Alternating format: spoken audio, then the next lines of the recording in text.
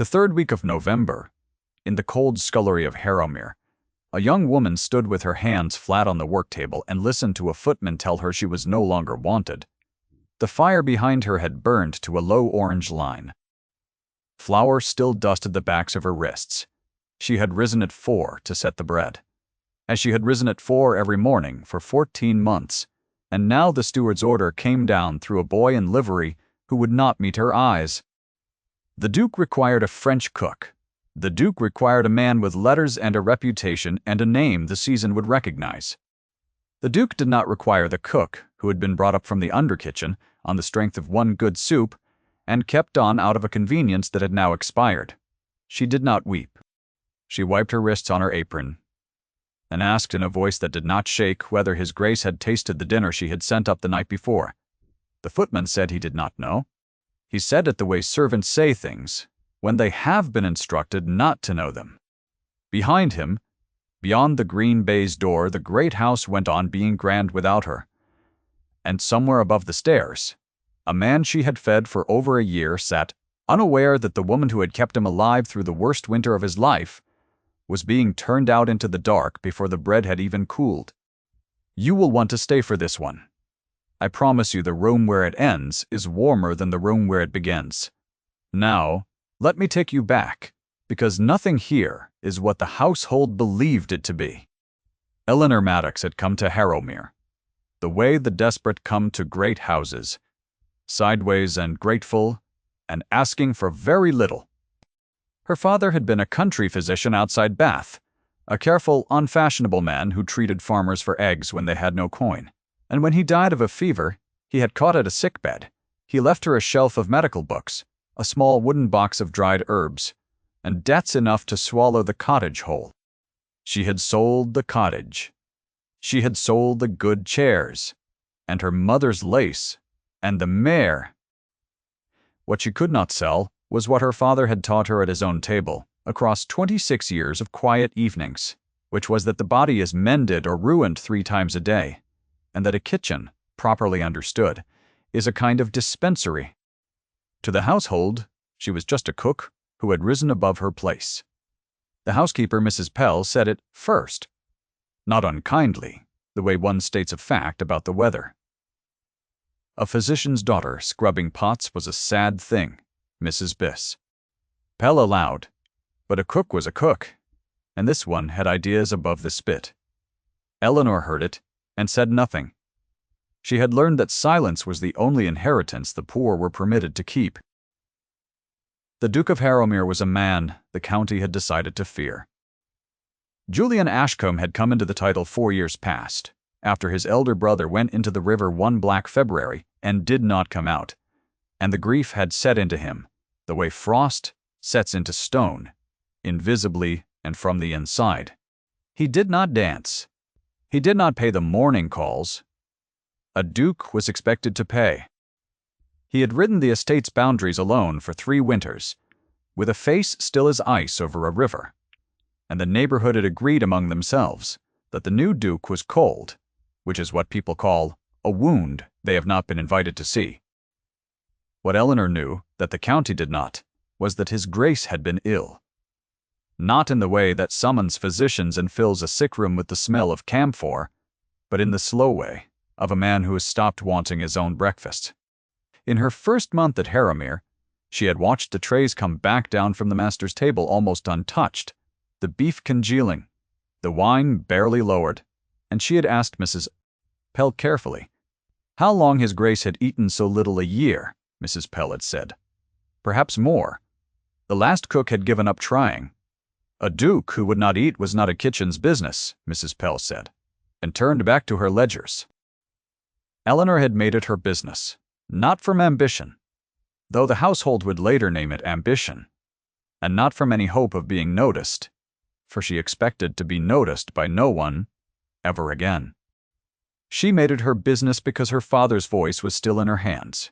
A man who will not eat is grieving or poisoned, he had told her once, and the cure for both begins on the plate. So, she began quietly to cook for one man's particular sorrow. She did not announce it. She had no standing to announce anything. He simply changed what went up on the master's tray, a little at a time, in increments too small for Mrs. Secontine. Pell to challenge. Where the last cook had sent rich, heavy, fashionable dishes that sat in a grieving stomach like grief itself, Eleanor sent broths first, clear and deep the bones, roasted, dark and simmered a full day with thyme and a single clove. She sent eggs coddled soft. She sent bread still warm, because warmth itself is a kind of medicine to a body that has gone cold inside. She watched the trays come back down. The first week they returned as full as ever. The second week, the broth bowl came down empty, and Eleanor stood in the scullery, holding it, and felt something she had not felt since her father died, which was useful. She built him back across that first winter, the way one builds a fire from a single coal. She learned which days were bad by what came down untouched, and on those days she sent the plainest, gentlest things, the food of childhood and recovery, milk puddings and soft white fish, and apples baked with honey until they fell apart at the touch of a spoon.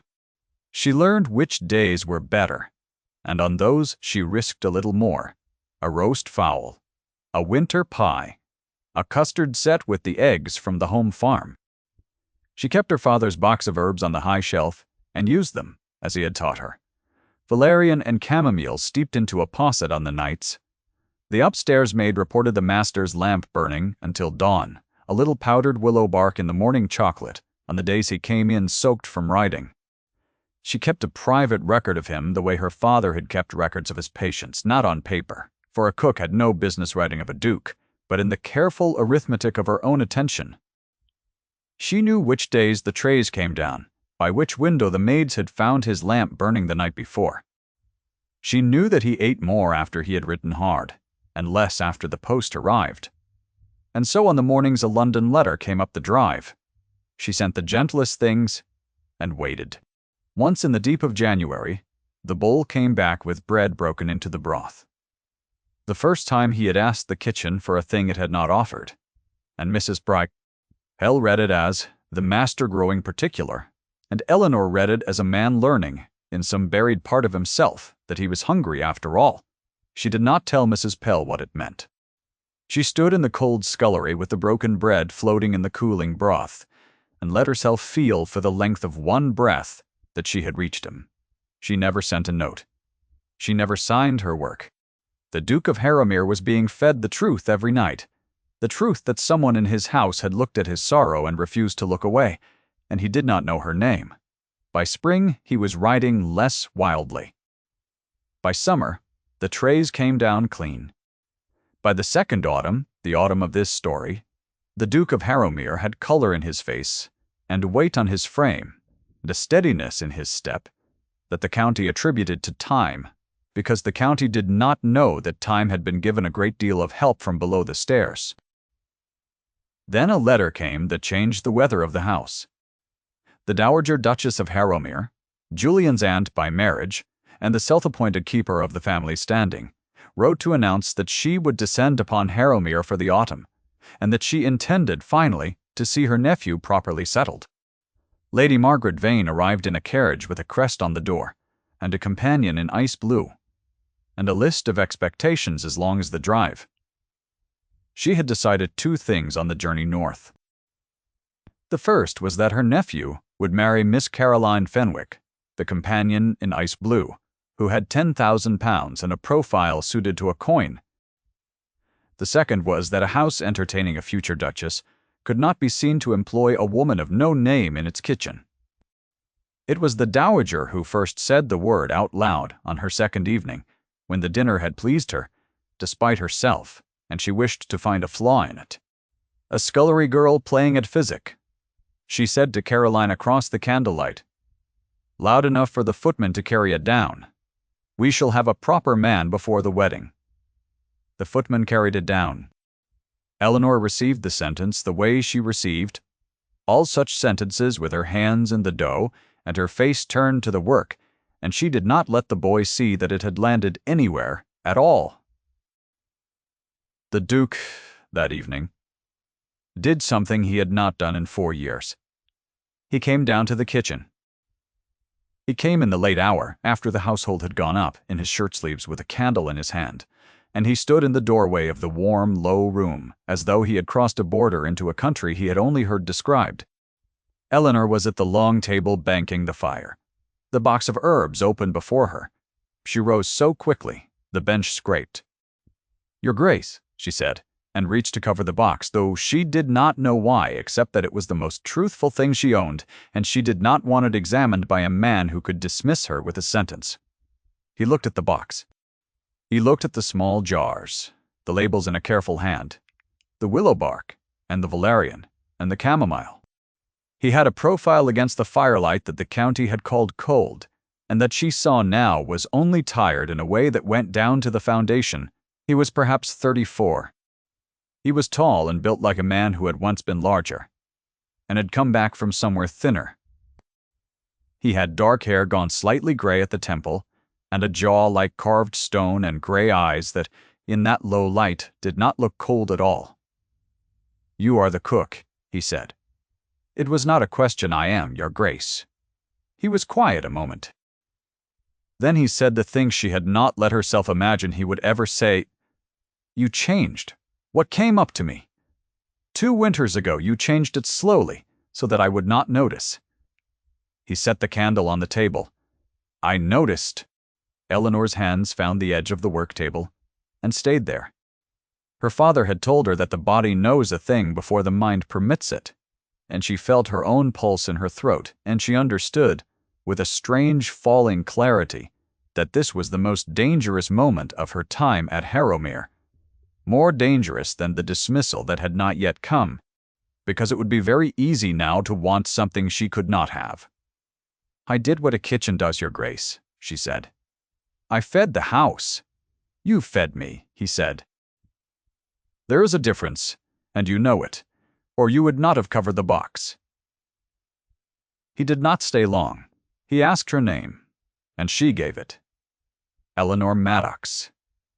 And he repeated it once, quietly. As a man repeats something he means to keep.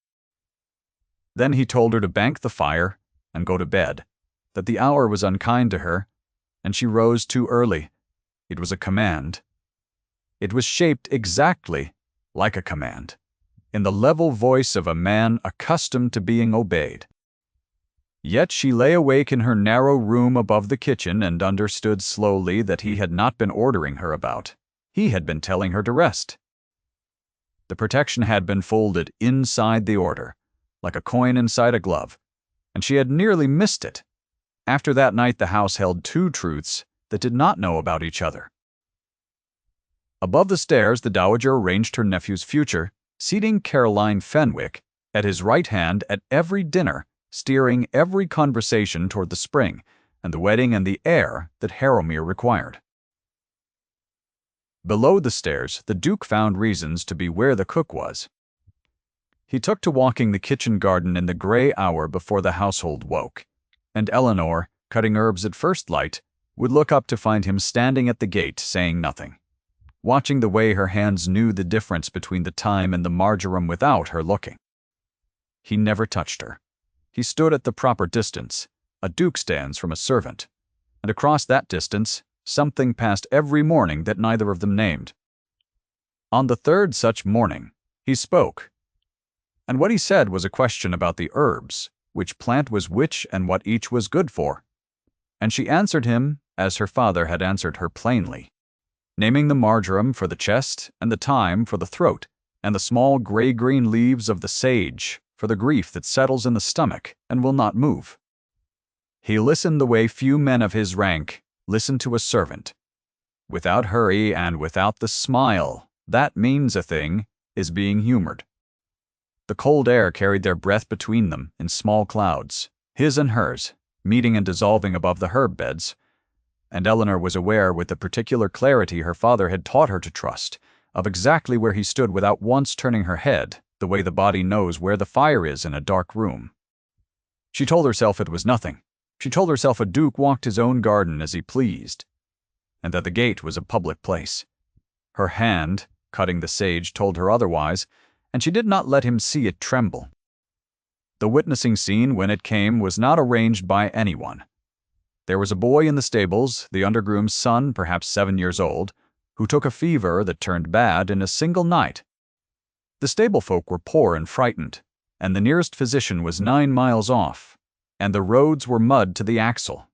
Eleanor heard of it from the kitchen maid at dusk, and went out across the yard in the rain, with her father's box under her shawl, and she sat up the whole night in the loft, with that child sponging him cool when the fever climbed, warming him when it broke and the shivering came, dripping willow bark tea between his lips a spoonful at a time, telling him in a low, steady voice that he was not going to die, because she had decided he was not. She did not know that the Duke had come out to the stables near midnight, unable to sleep, and had stood in the dark below the loft ladder and heard all of it. She did not know that he stayed until the gray came, listening to a woman with no name and no standing spend herself entirely on a stable child who could never repay her, and that somewhere in those black hours the last of the frost that had been in him since the river went out of him for good. He had heard her sing very low when the fever climbed near morning, and the boy grew frightened. An old country tune with no grandeur in it, the kind of thing a mother hums over a cradle. And he had heard her break off the song to speak in the steady doctoring voice that brooked no dying. He had heard her name the hours allowed to keep herself awake. 2 o'clock, 3 o'clock. The long, cold middle of the night, when the sick most often slip away. And he had heard her refuse to let the hour have the child. No one had told her a duke was listening. No one had told her there would be any reward. That was the whole of what undid him, standing in the dark with the smell of straw and tallow around him. She was doing it for nothing for a stranger's son, because it was the thing in front of her that needed doing, and a man who had spent 4 years deciding that nothing was worth the cost of caring stood at the foot of a ladder and watched someone pay that cost gladly, all night, asking no one to notice. She came down the ladder at dawn, gray-faced and steady, the boy sleeping and cool behind her, and the Duke was standing at the foot of it. He did not pretend he had only just arrived. He looked at her a long moment in the wet gray light. "Come inside," he said. "You will eat something. Then you will sleep, and the kitchen will manage without you. For 1 day." It was a command. She heard the protection inside it now, without effort, the way one learns a language, and then cannot unhear it. And she went in. "I will not pretend you cannot see where this is going."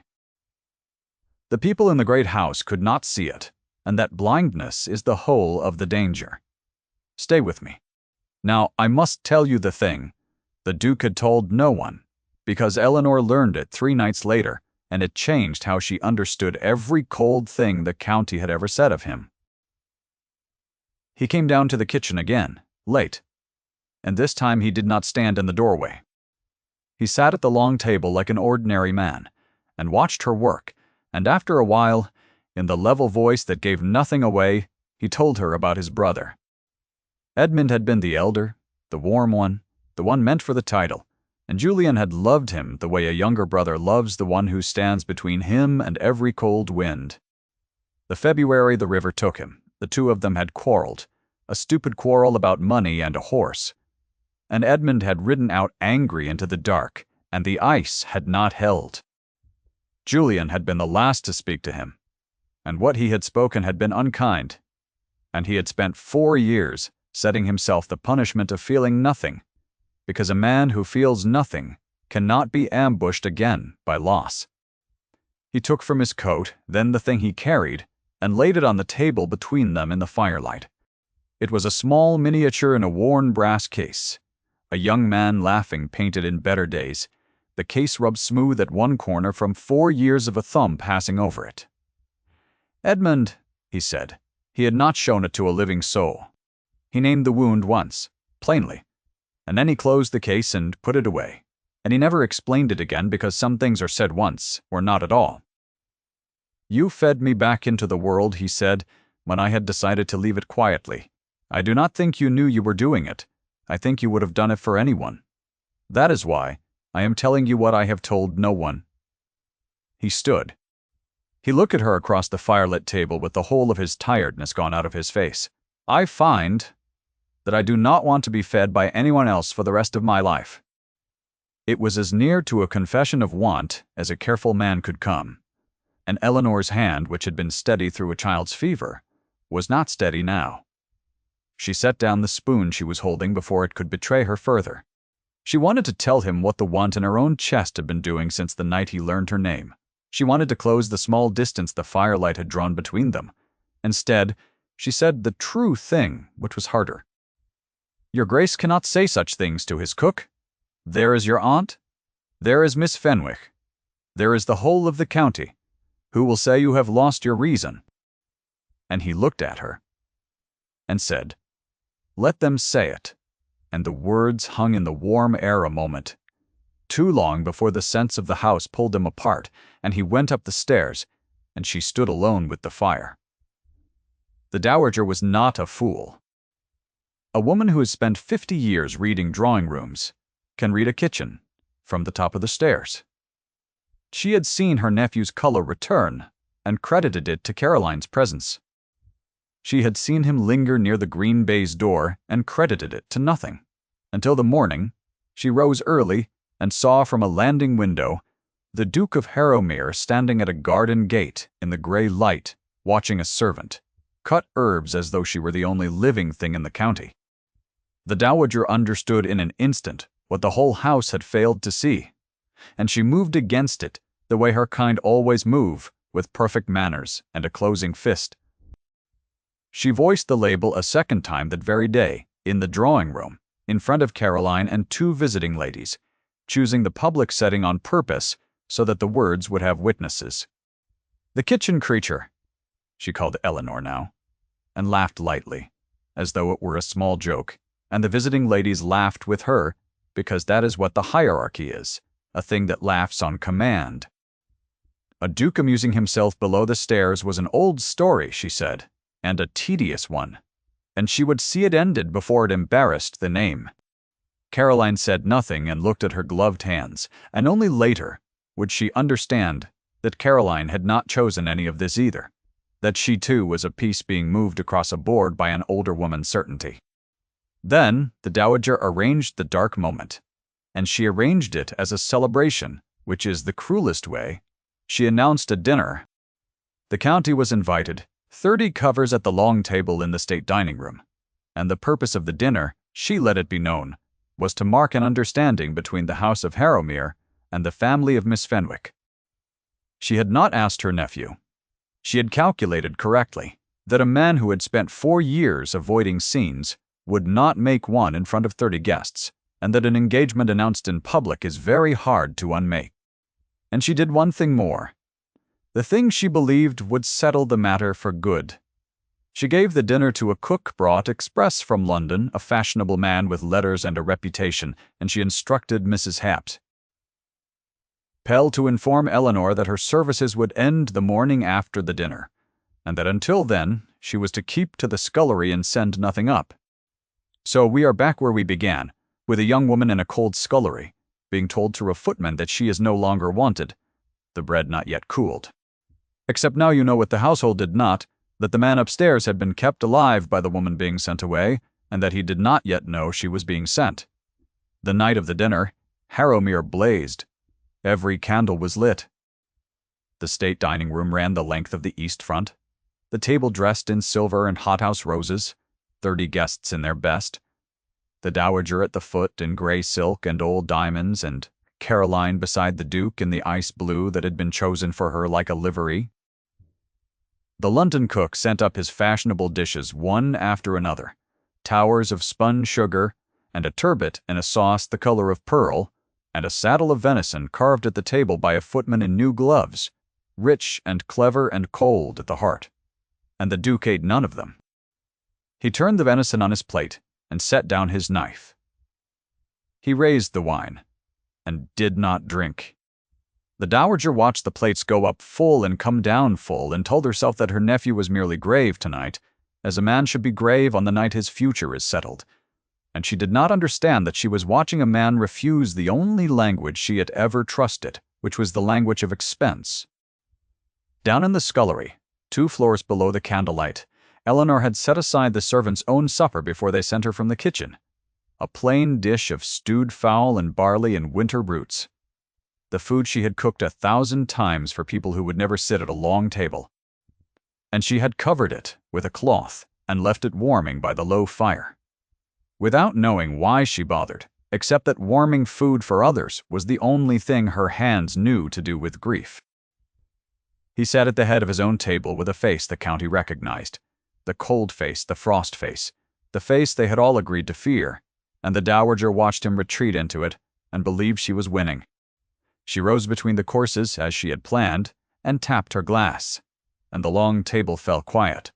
She spoke of family and duty and the future of a great name.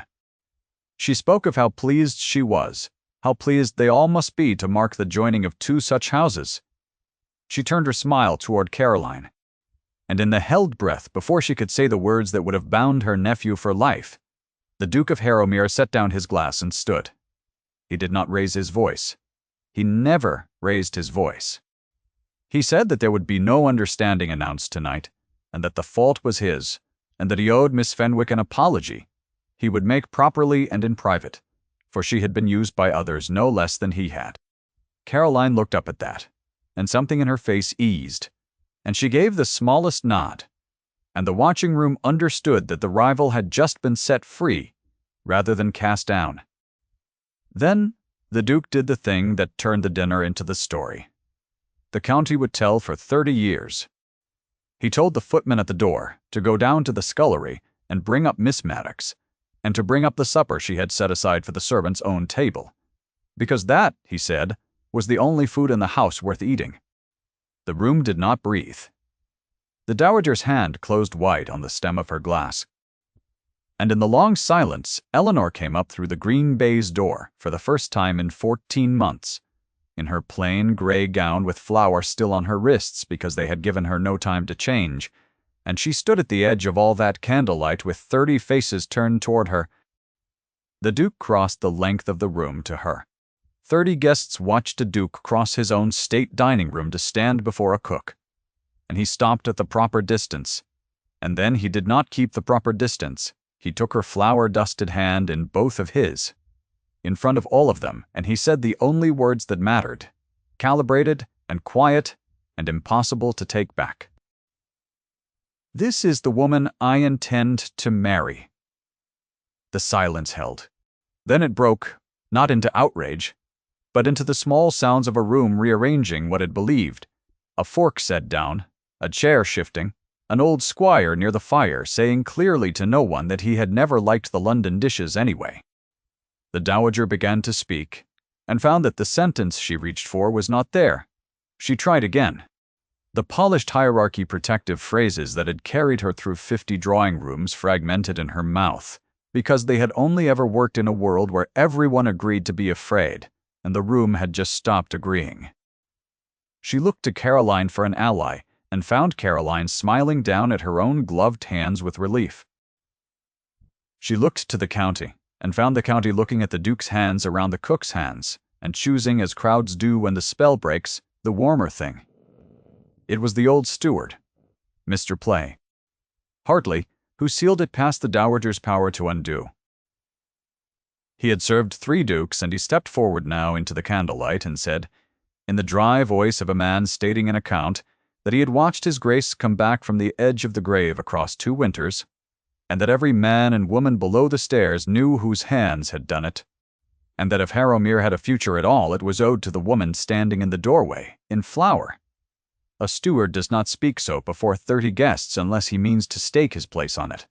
He had just staked his place on it. The procedural weight of 40 years of service settled onto the Duke's side of the room, and the dowager felt it settle, and she sat down. Eleanor had said nothing through all of it. Now the Duke looked at her, and the question was in his face, because he had claimed her in public without ever once asking her in private, and a man who issues commands had finally come to the one thing he could not command. She looked at him, and she looked at the worn brass case she knew was in his coat, and she understood that she was being asked to feed one man for the rest of her life. The truth she had been feeding him in the dark for 2 years. which was that he was worth the trouble of being kept alive. She said yes.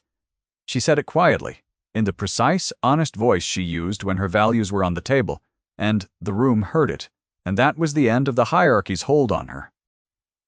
They were married in the small church on the estate in the first week of December, with snow coming down soft past the windows and the undergroom's boy, recovered and round-cheeked, holding the ring on a cushion because the Duke had asked for him by name.